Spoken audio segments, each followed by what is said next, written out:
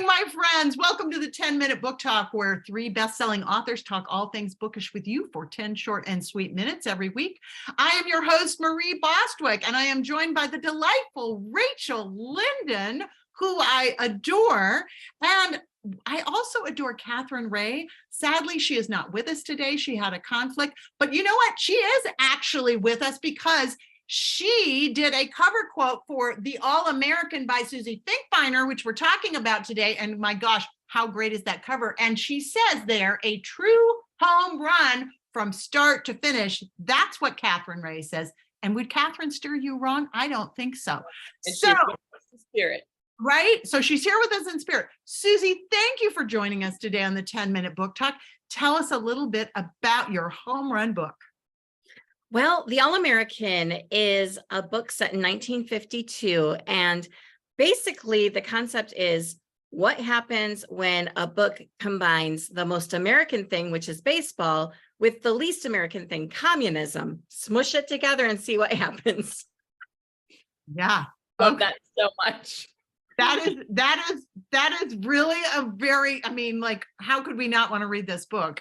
Well, when I saw the cover, I immediately wanted to read it. But you know what? So originally Rachel was going to lead this interview, and I am a way big baseball fan. So I arm wrestled her to the ground and took it away from her and said, I wanted to do it.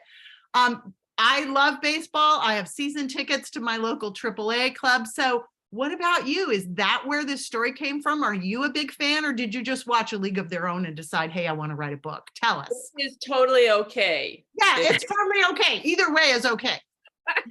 I actually haven't seen A League of Their Own since it came out. So that's something that my family will do this weekend to celebrate. But I am a sports fan. I love sports, and I love baseball, but I love like the minor leagues. I like going to watch like my hometown team, which is the Whitecaps, and just being at a game. There's nothing like it. But what I love most about baseball is the fact that it's always tied to an emotional bond with someone. So when people talk about, oh, I love baseball, and then they tell me a story, it's a story about going to a game with their dad or playing catch with their best friend in the backyard. So it's so relational. And I think that that's why I love baseball so much. It is true. It is true, because, you know, you can't have a conversation with your seatmate during basketball, but in baseball, there's plenty of time. And I do go to the Tacoma Rainiers. That's my team. Go Rainiers. And my season tickets are with my husband and my 90-year-old mother. And we had her 90th birthday party at the ballpark. So I love that. I love it. Love it. Rachel, you were supposed to ask a question. I just stepped all over. It's okay. Marie's crushing really hard on this book right now with justification. So this book is obviously about baseball, beautifully about baseball, but it's also about other things. There are other themes in this book, and they're not all happy and sweet and light. So do you want to talk to us about the other themes that are in this story?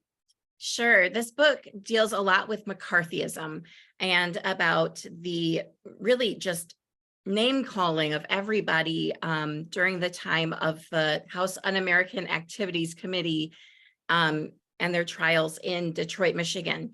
And so it's a lot about persevering, even though all the stakes are against you. It's about seeing the good in the world, which is something that I think we all need to remember right now, because there's just so much going on. And it's about remembering the good things through the bad things. Man, I love that. That is like, that rings true with me in such a big way. So, you know, in commercial fiction right now, we've had a big spate of books about World War II, which have been incredible. But now we're starting to see more historical fiction go to other time periods. We've been interviewing authors who have books set all the way in the 1700s to the 1980s, which I want to say personally, I'm a little disturbed that there are people who consider the 1980s historical fiction. I don't think so, but whatever. I own shoes that I bought in the 1980s. So anyway, but the 1950s is a really interesting period. And so, you know, a lot of people think of that as the golden, perfect age of America and very idyllic. what drew you to that decade? Well, I think that it was idyllic for some people, but not for a lot more people. A lot more people had difficulty. I mean, I think that what draws me to it is that it's such a complex time that we don't think of as complex, because what we see is fathers knows best and all things happy. But at that time, we still hadn't had the civil rights movement. We still had women who were just in the home and feeling like they couldn't branch out and do other things. And so this is a story about a girl who doesn't want to be in that cookie cutter lifestyle. And so she pursues baseball. And it's an intriguing time to me because there was a lot of social change, a lot of things that they just didn't talk about. The Korean War was happening and nobody talked about it. And this McCarthyism, it was all based on fear. And so it's a wonderfully complex time. And just to learn about the time that led up to the explosion of the 60s is so fascinating to me.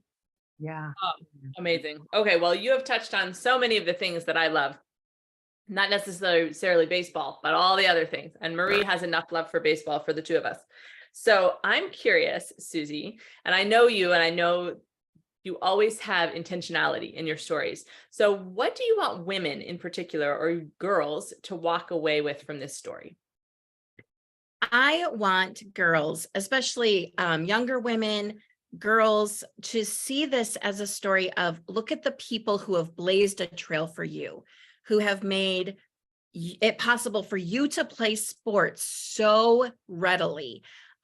Just to look back and see the heritage of strong women and the fact that we have big shoes to fill, because we're not done making waves and making things better for the next generations. So it's exciting to think of all the things that these women did in the All-American Girls Professional Baseball League and all the things that we can do to further just equality in sports and equality in workplaces and just being strong women who do good things for other people. Mm. Love it. Love that. Love that. Love that. That is wonderful. Well, this book, guys, you have absolutely got to go get the All-American by Susie Finkbeiner. But so do that. But before you do that, let's ask Susie one more question.